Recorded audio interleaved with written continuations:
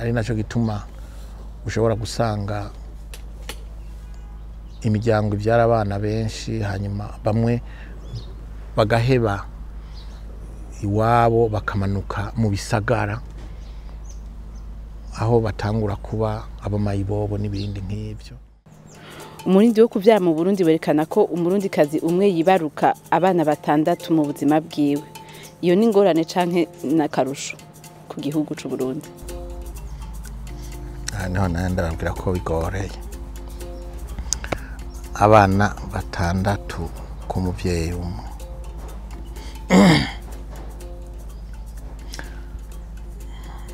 Ni ingorane ku ruhande rumwe nakarusho ku rundi ruhande.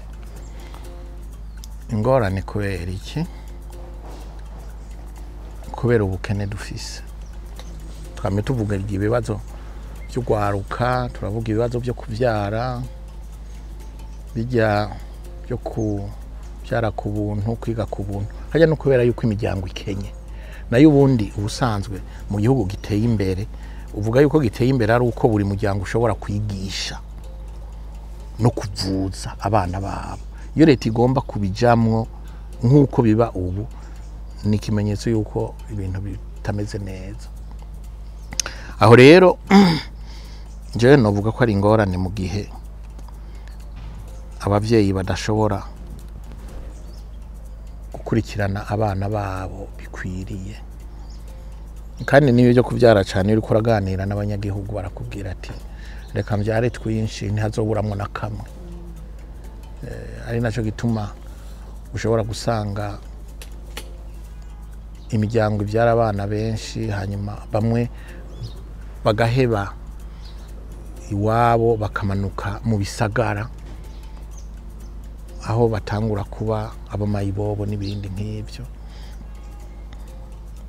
Kuri urwo ruhande hari hakwiye yuko buri muryango uvyara abana ushoboye kurera no gutunga neza. Iyo ni ico umuntu yokwita vision d'esprit, l'idéal yari ikwiye. Ku rundi ruhande muzoraba ibihugu byose bikize ku isi biteye imbere, bene ivyo bihugu usanga bifise abantu benshi kugira ngo bishobore kwivuna. Usanga bifise abantu benshi kuko iyo ufise abantu benshi niho havamwo n'ibihangange. Niko bimeze. Iyo muri benshi habamwe abasuma, hakabamwe abapfungwa, ariko habamwe n'abanyabwenge n'abakire. Abakire rero nibo batanga isemo y'iterambere. Iyo ufise abantu bake rero urumva naho uri kuragabanya amahirwe yawe y'ukuvanamwo incabwenge. Niko bimeze. Kuri urwo ruhande ndabishigikiye yuko tubyara, ariko se tubandanye kubyara gutyo tudafise uburyo ni kibazo. Inyishu n'amajambere ni terambere, niyo nyishu. Kuko ngaha mu Burundi miliyoni 12 ntushobora kuvuga ko ari kirenga, ahubwo ni kirenga kubera ubwo bukene dufise.